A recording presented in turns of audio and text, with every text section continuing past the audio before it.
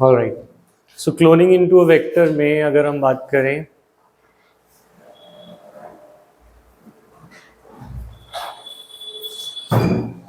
तो हमें ये जानना है कि एक वेक्टर के अंदर हम अपना जीन कैसे ले जाते हैं।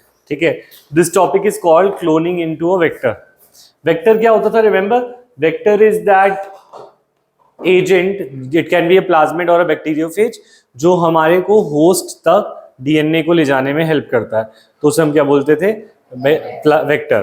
अ vector could be a plasmid, vector could be a plasmid, जैसे for example this is a plasmid which is also used as a vector, और इस प्लाज्मिड का नाम है PBr322। वेरी इंपॉर्टेंट, ये पक्का पेपर में आता है, तो ये लिख लें PBr322। इसका डायग्राम भी बनाएंगे साथ ही।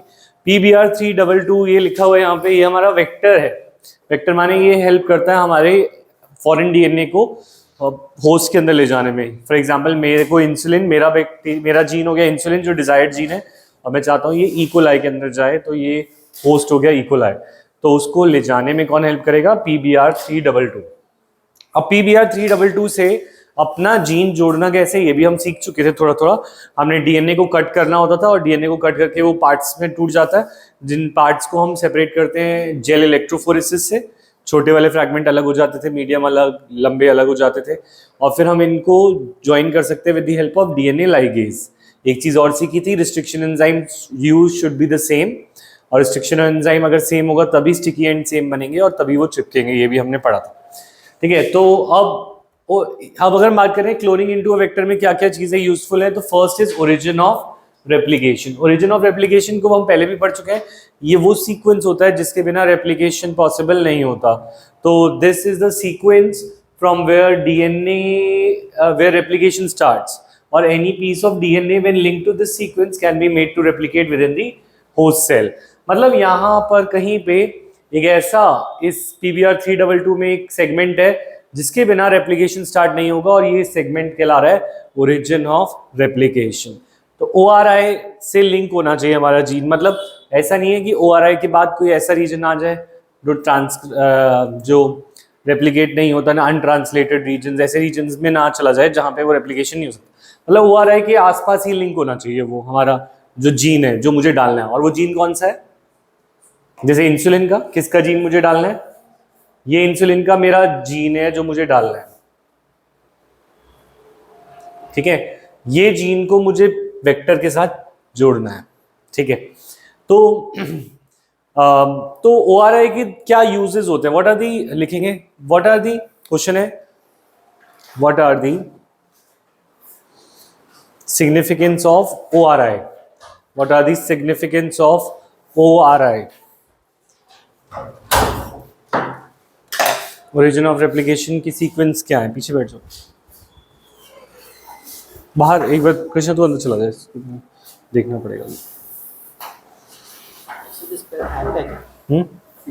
नहीं,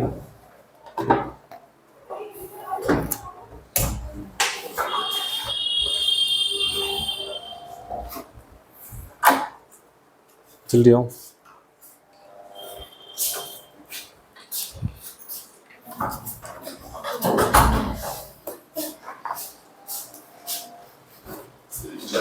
स्टार्टिंग से चला दूं, ये क्या करेगा, कहाँ तक से पता है।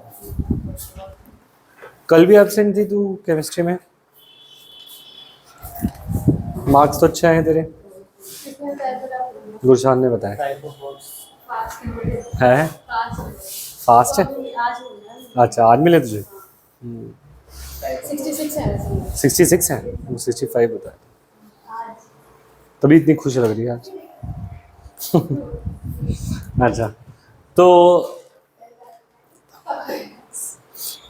कहाँ से वर्क वाला तुझे करना है, तो थर्ड से स्टार्ट कर, जो डाउट आएगा मुझे बुला लियो, ठीक है। अच्छा, और बायो में क्या है, अच्छा, तो हम कह रहे थे हमें अपना जीन वेक्टर में लगाना है। वेक्टर का काम होता है होस्ट में जीन को लेके जाना, तो वेक्टर के साथ जीन कैसे जोड़ना है उसके लिए हमें चाहिए ORI, जो कि वेक्टर का पार्ट होना चाहिए। ये प्लाज्मिड है PBr322, राधिका और मैं, ये एक वेक्टर है, ये प्लाज्मिड एक वेक्टर है, यानी ये हमारे जीन को होस्ट में ले जाने के काम आता है। मेरे इंसुलिन के जीन को बैक्टीरिया में ले जाने के काम आएगा, राइट। तो ORI जो है हमारे पास वो, चलो ठीक है, एक पार्ट हो गया इस वेक्टर का, एक पार्ट हो गया ORI जो हमें चाहिए, ठीक है। अब हमें दूसरी क्या चीजें चाहिए, तो एक क्वेश्चन लिखवाया था मैंने कि ORI का क्या यूज है, या फिर what are the significance of ORI। तो ORI के दो यूजेस हैं। First, it initiates the replication. First is it initiates the replication.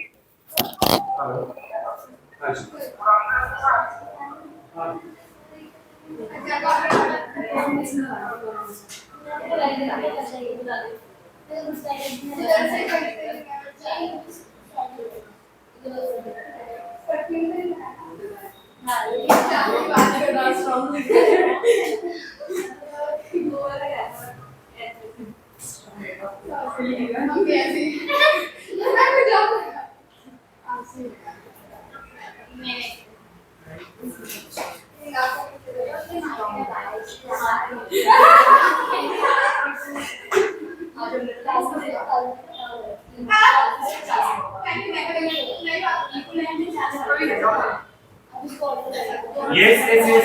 First, it initiates the replication. First क्या, it initiates the replication. Second एक और खास बात है origin of replication की, it has a copy number. क्या होता है? Copy number. Copy number माने इसके ऊपर लिखा हुआ आता है ORI पे कि कितनी कॉपीज बननी है। फॉर एग्जाम्पल इसके ऊपर लिखा हो सकता है कि ये 2 कॉपीज बनानी है, इसके पास एक कॉपी नंबर होता है। वो नंबर इट्स लाइक कि फोटोकॉपी जैसे हम करते हैं और हम बोले 5 शीट चाहिए, तो इसी तरीके से ये अपनी कितनी कॉपीज बनाएगा वो ORI के अंदर लिखा हुआ होता है कि ORI के अंदर कोड की फॉर्म में कि वो कितनी बार रेप्लिकेट करेगा। तो दो चीजें ORI कंट्रोल करता है। First, it initiates the replication. Secondly it has the copy number, और कॉपी नंबर से हमारा DNA की रेप्लिकेशन कंट्रोल होती है। नोट्स तो तुम्हारे दिख ही नहीं रहे मुझे, जिनको दिए थे मैंने, उसी बच्चों को दिए थे।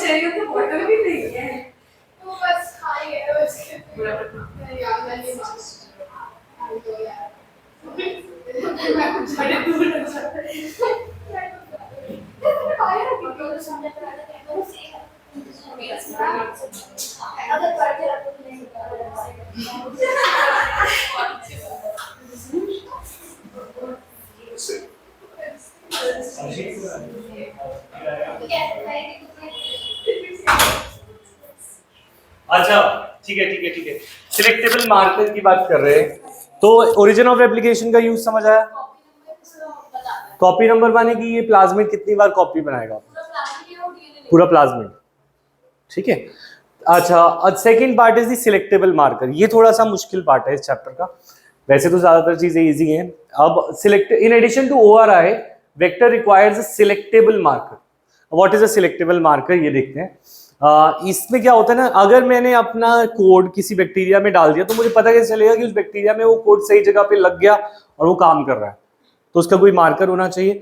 मार्कर माने जैसे तुम पेन से मार्कर से क्या करते हो, कॉपी में हाईलाइट करते हो कि ये वाला इंपॉर्टेंट पार्ट है, ये वाला नॉन इंपॉर्टेंट, तो तुम डिफरेंशिएट करते हो मार्कर से, क्या है करते हो, डिफरेंशिएट। वही डिफरेंशिएट करना है हमें कि अगर मैंने अपना जीन अपने मेथड से लगाया तो क्या वो मेथड अप्लाई हो गया, क्या वो अटैच हो गया, तो उसका कोई रिजल्ट तो दिखना चाहिए मुझे, तभी मैं उसको आगे ले जाऊंगा ना।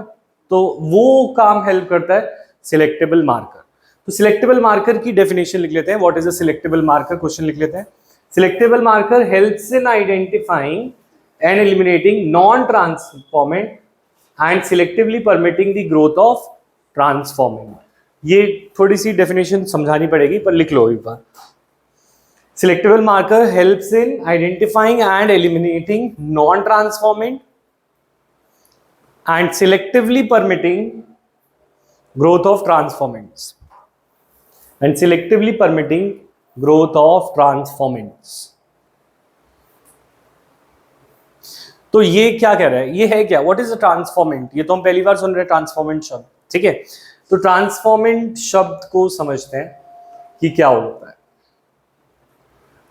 तो सपोज हम बात कर रहे हैं एक टॉपिक में एक बैक्टीरिया है, सपोज एक क्वेश्चन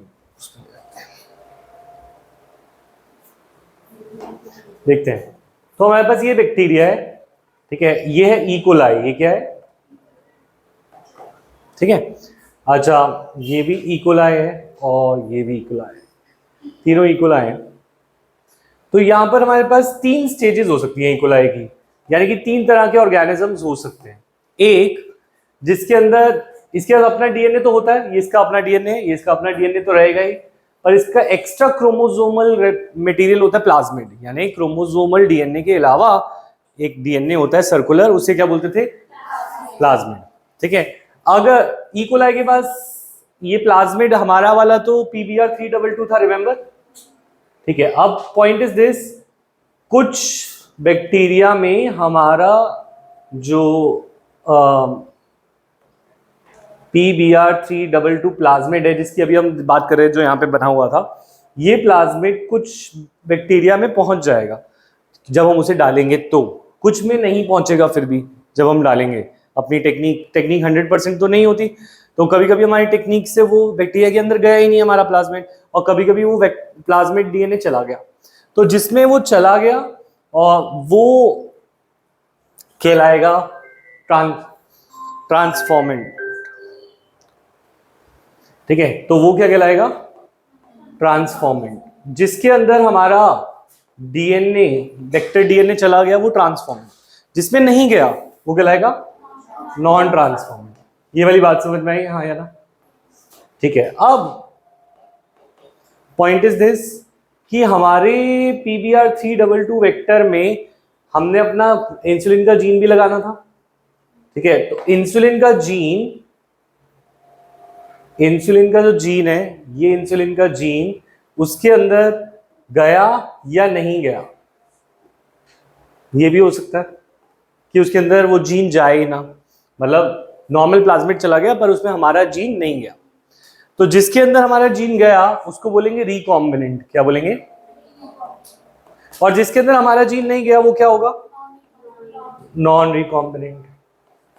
तो पहले ये टर्म्स को समझो कि what is non transformant, what is a transformant. अच्छा, ये क्या ट्रांसफॉर्मेंट है या नहीं है, ट्रांसफॉर्मेंट तो है, ठीक है। क्यों ट्रांसफॉर्मेंट क्यों है, क्योंकि इसके अंदर हमारा वेक्टर तो चला गया, तो ट्रांसफॉर्मेंट है, पर ये रिकॉम्बिनेंट भी है। ये वाला ट्रांसफॉर्मेंट है but this is non recombinant, ये वाली बात क्लियर है। तो ये 3 टर्म्स समझ आनी चाहिए। पहली बात ट्रांसफॉर्मेंट, जिसके अंदर हमारा वेक्टर चला जाए, नॉन ट्रांसफॉर्मेंट जिसमें हमारा वेक्टर ना जाए। अब वेक्टर चला गया पर हमारा जीन गया या नहीं, उसके बेसिस पे ट्रांसफॉर्मेंट 2 टाइप के हो जाएंगे, एक रिकॉम्बिनेंट एक नॉन रिकॉम्बिनेंट। ये बना लो, ये कहीं पे नहीं है, कॉपी में अच्छे से बना लो क्योंकि बहुत जरूरी है। इसको डॉटेड बना लेना, डॉट डॉट डॉट, ठीक है ना, कि दिख जाए कि तुम्हारे वेक्टर में हमारा जीन है या नहीं।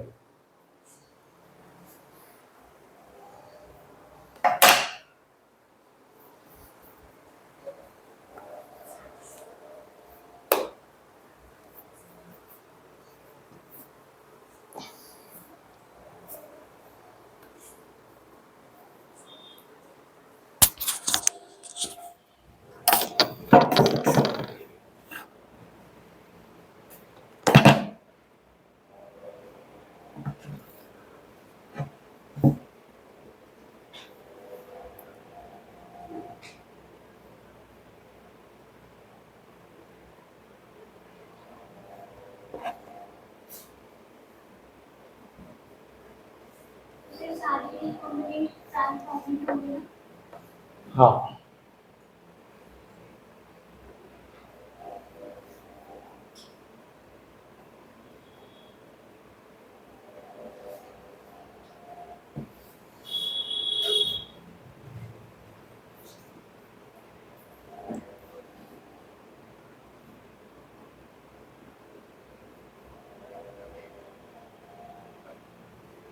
हो गया।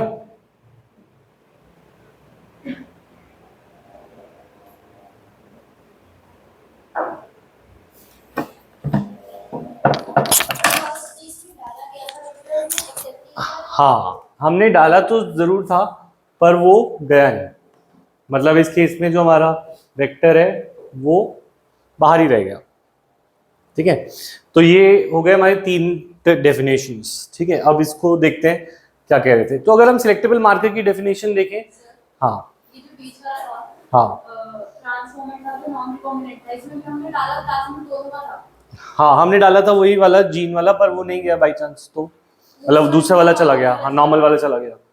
ठीक है, अच्छा तो point is this, selectable marker की डेफिनेशन अब तुम समझो। सिलेक्टेबल मार्कर वही पेन वाला मार्कर वाली बात समझते हुए कि कौन सी चीज इंपॉर्टेंट है नॉन इंपॉर्टेंट, उनके बीच में डिफरेंशिएट करता है marker.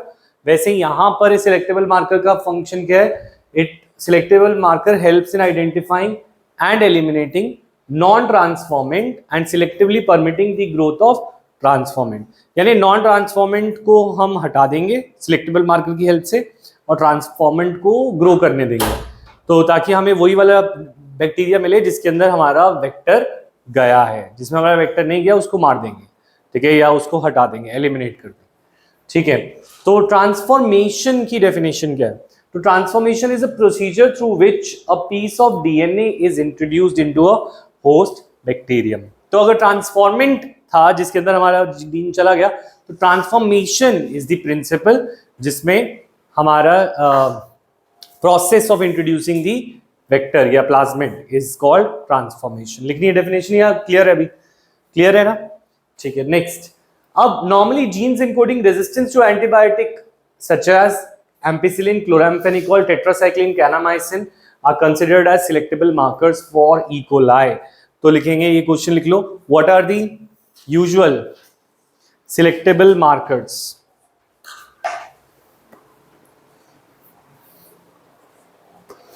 for E. coli? Hrithik समझ आ रहा है?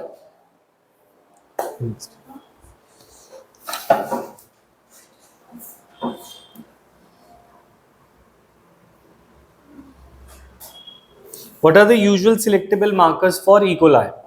ठीक है, तो हम बोलेंगे इसका आंसर होगा genes encoding resistance to the antibiotics such as this are selectable markers। तो ये लिखेंगे आंसर।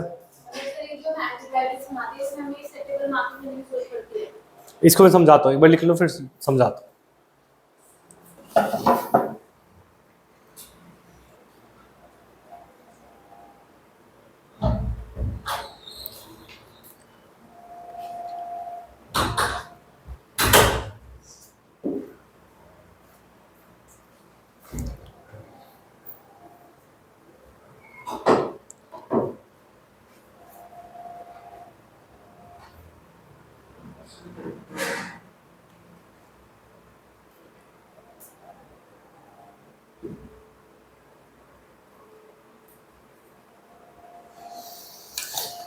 हाँ,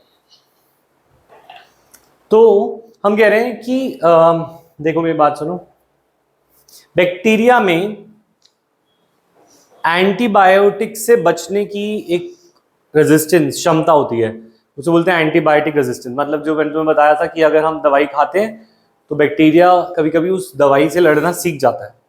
ठीक है, उसको बोलते हैं एंटीबायोटिक की रेजिस्टेंस। जैसे सपोज मैंने दवाई खाई कफ की, तो वो तो कफ की दवाई एक बार मेरे को काम करेगी, दूसरी तीसरी चौथी बार वो शायद काम ना करेगी, क्योंकि वो बैक्टीरिया रेजिस्टेंट हो चुके होंगे ओवर द ईयर्स, उस बैक्टीरिया वो दवाइयों को देख देख कर इवॉल्व हो गए होंगे। ये वाली बात क्लियर है। तो अगर हम बात करें ये प्लाज्मिड के अंदर, ये प्लाज्मिड हम ऐसे सिलेक्ट करते हैं, ये PBr322 हमने ऐसे सिलेक्ट किया है कि इसके अंदर एंटीबायोटिक्स रेजिस्टेंस का एक जीन हो। क्या हो? एंटीबायोटिक रेजिस्टेंस का जीन। एंटीबायोटिक रेजिस्टेंस का जीन माने एम्पिसिलिन रेजिस्टेंस जीन और टेट्रासाइक्लिन रेजिस्टेंस जीन इसके अंदर दिख रहा है हमें। PBr322 में 2 एंटीबायोटिक रेजिस्टेंस के जीन नहीं, एक नहीं 2, यानी कि ये इकोलाई को बचा सकता है एम्पिसिलिन से और टेट्रासाइक्लिन से। मतलब जब इसके ऊपर हम केमिकल डालें एंटीबायोटिक, जिसके पास ये गया होगा वो एम्पिसिलिन से भी बच जाएगा और वो टेट्रासाइक्लिन से भी बच जाएगा। ठीक है, ये वाली बात क्लियर है। तो पॉइंट इज दिस, अगर मैं वापस इस पे आऊं, जिसके पास प्लाज्मिड चला गया, उसके ऊपर अगर मैंने सपोज इसके ऊपर मैंने एम्पिसिलिन डाला, क्या डाला? एम्पिसिलिन, यानी वो केमिकल डाला, वो दवाई डाली एम्पिसिलिन, तो क्या ये जिंदा रहेगा या मर जाएगा? मर जाएगा। क्यों मरेगा?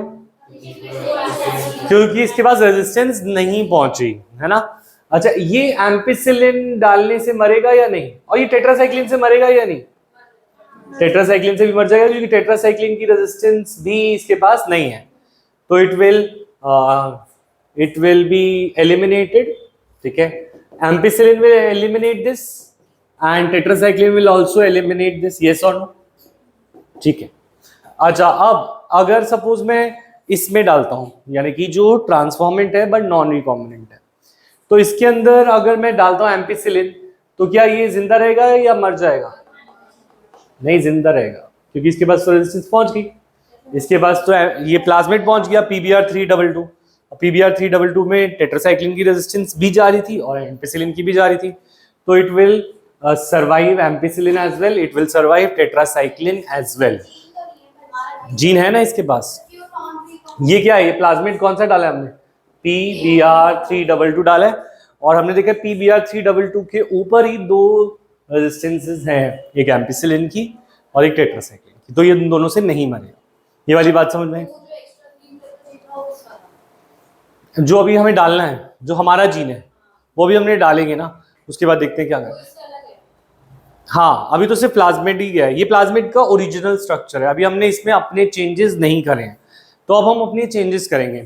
तो अगर लॉजिकल वे ऑफ से, अब हमने ट्रांसफॉर्मेंट और नॉन ट्रांसफॉर्मेंट में तो आइडेंटिफाई कर लेंगे। फॉर एग्जाम्पल कि जिसके पास ये प्लाज्मिड गया वो नहीं मरेगा, और जिसके पास नहीं गया वो मर जाएगा दवाइयां डालने से। अब हमें रिकॉम्बिनेंट और नॉन रिकॉम्बिनेंट में भी क्या करना है? डिफरेंशिएट। तो उसको के लिए तुम कहाँ पे लगाओगे अपना जीन? क्या लगता है कोई लॉजिकल वे ऑफ सिलेक्टिंग? मतलब मैं कह रहा हूं, अब जो मुझे अपना जीन लगाना है इंसुलिन का, किसका जीन लगाना है? तो देखो, एक स्मार्ट वर्क ये होगा कि मैं अपने जीन को या तो इधर लगा दूं या फिर यहां लगा दूं, एम्पिसिलिन के बीचों बीच या टेट्रासाइक्लिन के बीचों बीच। इससे क्या होगा? या तो टेट्रासाइक्लिन खराब हो जाएगा या एम्पिसिलिन, एक खराब कर दूंगा मैं। एक खराब करने से क्या होगा? मैं डिफरेंशिएट दोबारा कर पाऊंगा। सोचो, अगर मैं अपना जीन, जो मुझे जीन डालना है, वो मैं इस साइड पे डाल देता हूं, BAM-H1 साइड पे। ठीक है, तो BAM-H1 साइड डालने से ये वाली साइड खराब हो जाएगी। क्यों? क्योंकि इसके बीच में कोई और जीन आ गया, तो वो जीन खराब हो गया। टेट्रासाइक्लिन रेजिस्टेंस रही या नहीं रही? टेट्रासाइक्लिन रेजिस्टेंस नहीं रही, एम्पिसिलिन की रेजिस्टेंस रही। तो अगर ये मेरा जीन है जो मैंने BAM-H1 साइड पे डाल दिया, तो ये वाला जो बैक्टीरिया है ये एम्पिसिलिन से मर जाएगा, बट टेट्रासाइक्लिन में सरवाइव करेगा। हाँ, सॉरी, एम्पिसिलिन में सरवाइव करेगा और टेट्रासाइक्लिन से मर जाएगा। तो इससे मैं क्या कर सकता हूं? आइडेंटिफाई कर सकता हूं कि कौन सा मेरा नॉन ट्रांसफॉर्मेंट है, कौन सा मेरा ट्रांसफॉर्मेंट है, और कौन सा रिकॉम्बिनेंट और कौन सा नॉन रिकॉम्बिनेंट है। ये समझ में आई है बात? तन्वी, क्लियर? हाँ कृष्णा, सच। अगर इसमें से एक एलिमिनेट हो गया तो रिकॉम्बिनेंट कैसे होगा? अच्छा ये इसके अंदर वो नहीं सर्वाइव करेगा, इसके अंदर सर्वाइव करेगा एम्पिसिलिन, हाँ, वो तो एलिमिनेट हो गया। इसमें नहीं सर्वाइव करेगा। तो अगर तुम कह रहे हो कि अच्छा तू, हाँ मैं तेरी बात समझ गया कि अगर तो दवाई डाल दोगे तो मर ही जाएगा, तो आइडेंटिफाई कैसे करोगे, ये कह रही है ना? तो यही लॉजिकल क्वेश्चन, बहुत अच्छा क्वेश्चन है। तो सोचो अगर हमारे पास, सही पूछा इसने, देखो अगर मेरे पास एक प्लेट है, इस प्लेट में मुझे शक है कि यहाँ पे ट्रांसफॉर्मेंट भी है, नॉन ट्रांसफॉर्मेंट भी है, रिकॉम्बिनेंट भी है, तो मैं पहले क्या करूंगा, सपोज मैंने पहले डाल दिया इसमें एम्पिसिलिन डाल दिया, तो एम्पिसिलिन डालने से नॉन ट्रांसफॉर्मेंट मर जाएंगे, कौन मर जाएंगे, तो नॉन ट्रांसफॉर्मेंट मर जाएंगे, ये जो थे ये थे नॉन ट्रांसफॉर्म, तो वो किल हो गए व्हेन आई एडेड एम्पिसिलिन। ठीक है, ठीक है। अब बचे कौन, रिकॉम्बिनेंट और नॉन रिकॉम्बिनेंट, यानी सारे ये ट्रांसफॉर्मेंट है। अब इसका राज का ये क्वेश्चन है, अब मैंने टेट्रासाइक्लिन डाली, सेकंड स्टेज पे क्या डाली, टेट्रासाइक्लिन डाली, तो टेट्रासाइक्लिन से तो मेरा रिकॉम्बिनेंट मर जाएगा, यही बोला था ना, टेट्रासाइक्लिन से तो रिकॉम्बिनेंट मर जाएगा, तो इनफैक्ट वो जो ये जो मर गए ये मेरे रिकॉम्बिनेंट थे जो मुझे चाहिए थे, और जो बच गए वो तो मुझे चाहिए ही नहीं थे, है ना, क्योंकि वो नॉन ट्रांसफॉर्मेंट, वो ट्रांसफॉर्मेंट नॉन रिकॉम्बिनेंट थे, वो तो मुझे चाहिए ही नहीं थे। तो प्रॉब्लम ये है कि इस प्रॉब्लम को सॉल्व कर सकते हैं साइमल्टेनियस प्लेटिंग से। किससे, साइमल्टेनियस प्लेटिंग। इस प्रोसेस में क्या होगा, इसमें इनको किल करने से पहले ही मैं क्या कर लूंगा, इनकी प्लेट्स बना लूंगा। मतलब पॉइंट इज दिस, कैसे बनाओगे प्लेट, जैसे इनको किल करने से पहले ही मैंने अलग अलग प्लेट्स बना ली थी। मतलब पॉइंट इज दिस, मैंने इस कॉलोनी की अलग प्लेट बना ली थी, इस कॉलोनी की अलग प्लेट बना ली थी, और इस कॉलोनी की अलग प्लेट बना ली थी। एक कॉलोनी एक साथ दिखाई देती है प्लेट पे कि ये जिसकी कॉलोनी होगी वो सारे सेम होंगे। ठीक है, तो मैं क्या करूंगा, उन प्लेट्स की भी कॉपीज रखूंगा, हर एक प्लेट की कॉपी बना लूंगा, उससे बैक्टीरिया को लेकर नई प्लेट्स बना लूंगा। तो जो जब वो मर जाएगा तो मुझे पता चल जाएगा कि कौन सी प्लेट में मेरा रिकॉम्बिनेंट था, तो मैं उसकी कॉपी में से निकाल लूंगा। मतलब पॉइंट इज दिस, मैं इसकी एक कॉपी बना लूंगा, इसकी एक कॉपी बना लूंगा, इसकी एक कॉपी बना लूंगा। तो सपोज ये वाला मर गया, तो पर इसकी दूसरी प्लेट तो जिंदा होगी ना, तो उस, प्लेट में भी उसी जगह ये होगा जहाँ ये हाँ हमारा क्योंकि उसी से उठाया था ना मैंने, वहीं से उठाया था। उसी कॉलोनी में वो होगा। हाँ उसी कॉलोनी में, पता चल जाएगा। हाँ कि यहाँ पे तो मर गया, यहाँ से तो मैं नहीं ले पाऊंगा, पर उसकी जो उस प्लेट जो थी मेरे पास, उसकी हेल्प से मैं उसको रिकवर कर लूंगा। इसको बोलते हैं साइमल्टेनियस प्लेटिंग, कि एक ही बार में 2-4 प्लेट्स रखेंगे हम अपने पास, कल्चर प्लेट। समझ आई बात? ठीक है, अब इसीलिए ये प्रोसेस थोड़ा मुश्किल है, ठीक है, क्योंकि इसमें साइमल्टेनियस प्लेटिंग चाहिए और टाइम ज़्यादा लगेगा, टीडियस है, तो ये थोड़ा सा मेहनत वाला प्रोसेस है। तो कोई और अच्छा प्रोसेस भी होना चाहिए हमारे पास, सिलेक्टेबल मार्कर कोई बेटर भी होना चाहिए। तो और इकोलाई के पास रेजिस्टेंस किसी चीज़ की नहीं थी, यानी कि जिसके पास प्लाज्मिड नहीं गया उसके पास कोई रेजिस्टेंस नहीं थी। तो इकोलाई के पास अपनी रेजिस्टेंस ना हो ये भी ज़रूरी है। क्लियर है पॉइंट? तो इकोलाई के पास उसका तो प्लाज्मिड नहीं होता। इकोलाई के पास खुद का प्लाज्मिड नहीं होता। ये जो हम डाल रहे हैं इसका है PBR। ये क्लोनिंग वेक्टर है उसका, मतलब ये किसी या तो उसी से लिया होगा साल्मोनेला टाइफी से, जैसे हमने पहले लिया था, या किसी और इसके वेरिएंट से लिया हो सकता है। अभी हम जो वाला वेरिएंट ले रहे हैं इसके पास कोई प्लाज्मिड नहीं होता, पर कुछ इसके वेरिएंट्स होंगे जिनके पास प्लाज्मिड हो, क्योंकि बैक्टीरिया बहुत इवॉल्व करते रहते हैं। ठीक है, तो ये नॉर्मल लिखा हुआ है ना यहाँ पे, नॉर्मल इकोलाई, मतलब और भी स्ट्रेन्स होंगे इसके, हो सकता है किसी में हो। ठीक है, नेक्स्ट तो क्लोनिंग साइट्स की बात करते हैं। तो cloning sites, in order to link DNA vector needs to have very few preferably single recognition site for the restriction enzyme. Restriction enzyme याद है, स्टिकी एंड्स वाला, है ना, तो वो कट करता है, जहां पे भी उसे GAA-TTC मिलेगा वो कट कर देगा। अगर सपोज इसी वेक्टर पे वो 2 जगह पे मिल जाता है GAA-TTC, ठीक है, तो ये यहाँ पे भी मिल गया, यहाँ पे भी मिल गया, यहाँ पे भी मिल गया, और अब तुमने एंजाइम चलाया तो ये तो कितने पार्ट्स में टूट गया, 1 2 3 पार्ट में टूट गया, तो इससे तो जोड़ना बड़ा मुश्किल हो जाएगा। तो इसीलिए एक वेक्टर में रिस्ट्रिक्शन एंडोन्यूक्लियस की जो साइट होनी चाहिए वो प्रेफरेबली सिंगल होनी चाहिए। ज़्यादा से ज़्यादा 2 हो जाए तो भी चलो काम चल जाएगा। तो कितनी जगह पर कट कर सकता हो, वो एक ही जगह पे कट कर सकता हो, ये कह रहे हैं।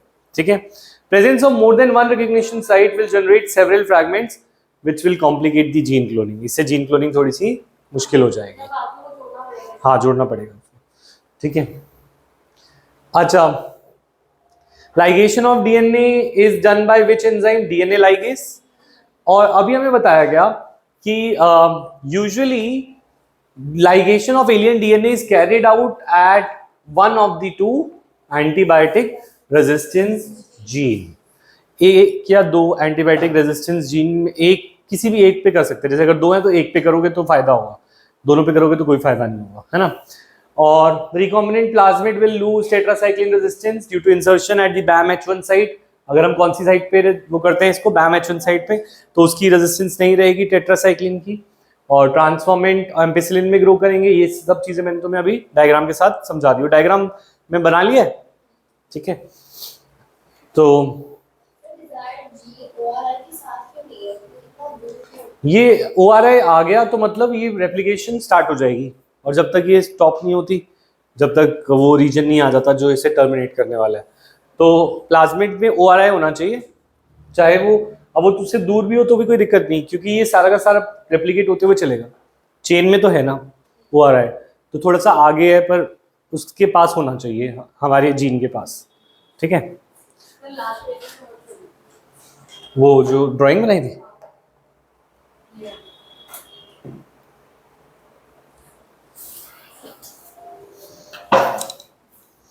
इनमें टेस्ट ले लूँ ना तुम्हारा?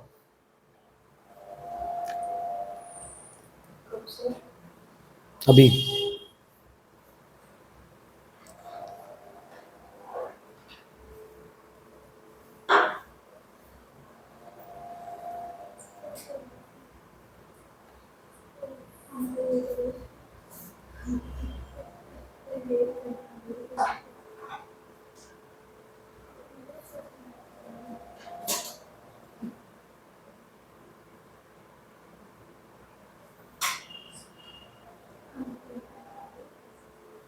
नोटेड।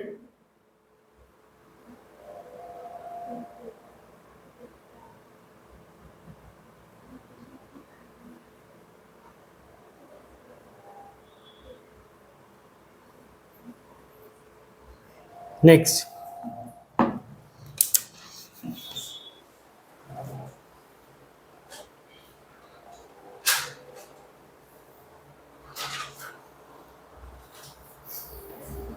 अच्छा, selection of recombinant due to inactivation of antibiotics is cumbersome. Cumbersome माने मेहनत वाला काम जो हम नहीं करना चाहेंगे। तो हमने बोला एंटीबायोटिक रेजिस्टेंस जीन से सिलेक्टेबल मार्कर की तरह यूज तो हो सकता है, पर ये बहुत ही मुश्किल वाला, मेहनत वाला, टाइम लेने वाला प्रोसेस है, तो इट इज कम्बरसम। ठीक है, because it requires simultaneous plating on 2 plates having different antibiotics. ठीक है, therefore alternative selectable markers have been developed which differentiate recombinant and non-recombinant on the basis of ability to produce color। अगर कितना अच्छी हो जाए जिंदगी की, हमें कलर ही दिख जाए कि ये वाले ब्लू कलर है, ये वाले वाइट है, ये तो ये रिकॉम्बिनेंट है, ये नॉन रिकॉम्बिनेंट, तो हम ऐसा सिलेक्टेबल मार्कर भी आ गए हैं मार्केट में, या मतलब सिलेक्टेबल मार्कर भी हमने डेवलप कर लिए जो कलर से बता देते हैं कि ये कॉलोनी ब्लू है तो ये रिकॉम्बिनेंट है या नॉन रिकॉम्बिनेंट है, और ये वाली वाइट है तो ये नॉन, तो वो आसान हो जाएगा उससे प्रोसेस। तो there are 2 types of selectable marker जो अभी हमने गिवन है। एक एंटीबायोटिक रेजिस्टेंस जीन जो हमने एग्जांपल देखा, और दूसरा है क्रोमोजेनिक सबस्ट्रेट। ठीक है,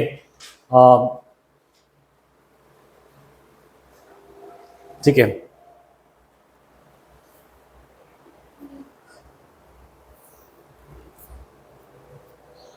ठीक है, तो ये इसके ऊपर क्वेश्चन लिखेंगे जल्दी से। How, what are different types of selectable markers? What are different types of selectable markers? Different types of selectable markers कौन कौन से होते हैं?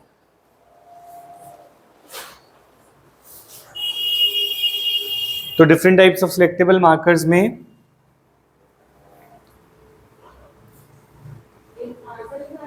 फर्स्ट तुम हेडिंग डाल दो एंटीबायोटिक रेजिस्टेंस जीन, उसका तुम्हें डिटेल में बाद में लिखना है।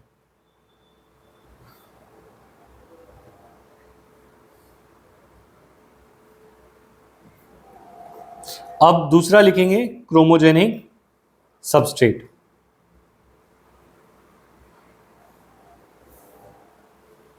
सेकेंड लिखेंगे क्रोमोजेनिक सबस्ट्रेट, या हम बोले जीन यूजिंग क्रोमोजेनिक सबस्ट्रेट, वो बेटर रहेगा। सिलेक्टेबल मार्कर कौन है? Gene using chromogenic substrate.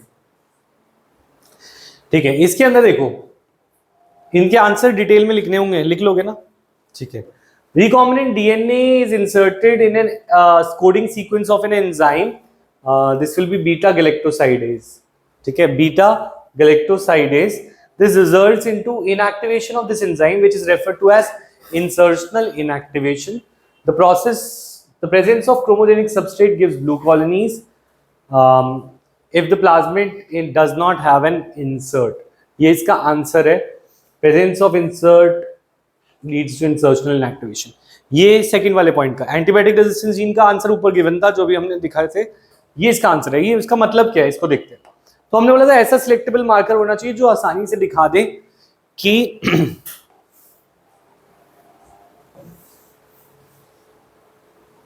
तो देखो ये हमारा इकोलाई अगेन, इकोलाई का ये डीएनए। अच्छा, अब हमारा जो सिलेक्टेबल मार्कर है इसके अंदर एक जीन है, इसके अंदर एक जीन है, और ये जीन है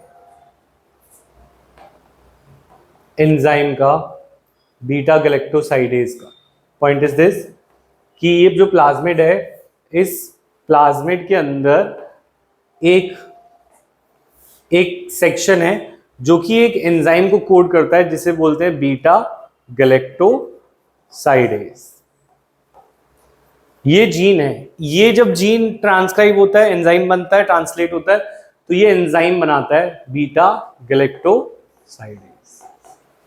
ठीक है, बीटा गैलेक्टोसाइडेज जो है ये थोड़ा सा अलग टाइप का एंजाइम है। जब बाहर स्टार्च प्रेजेंट हो, क्या प्रेजेंट हो? स्टार्च, तो इससे क्या बना? Enzyme beta galactosidase.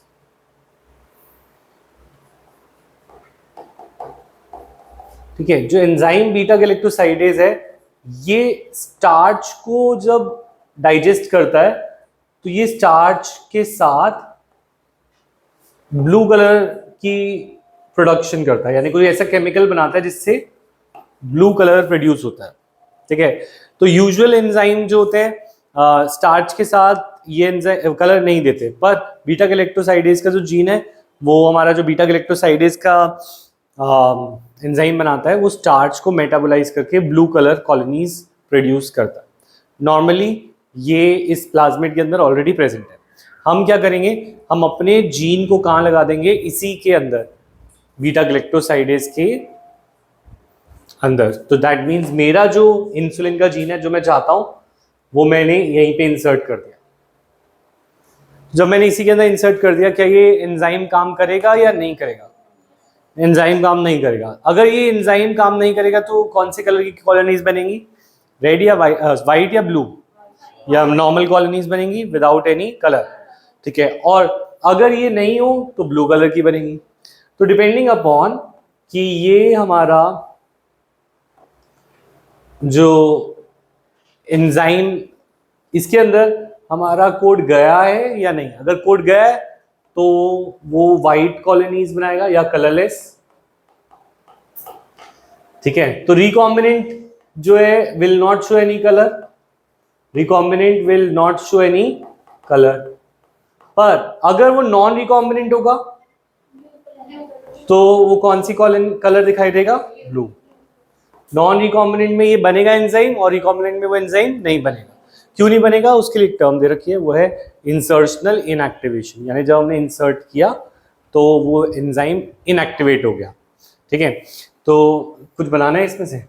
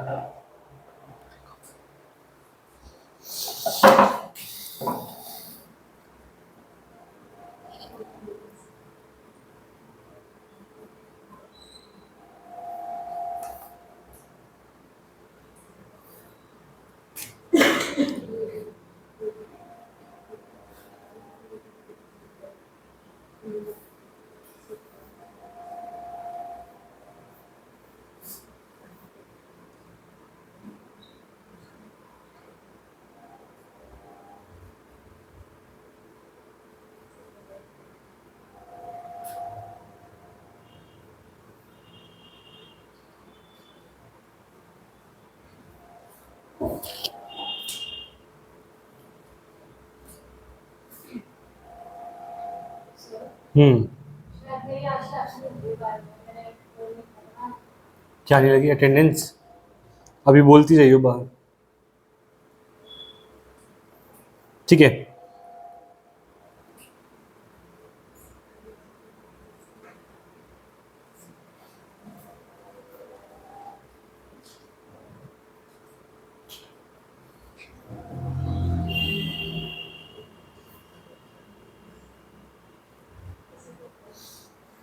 नेक्स्ट,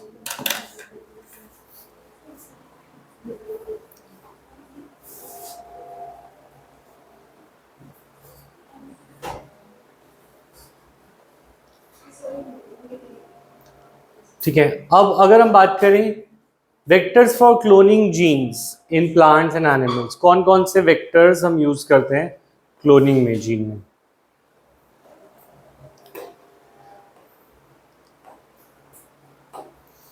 तो प्लांट्स और एनिमल्स में एक वेक्टर,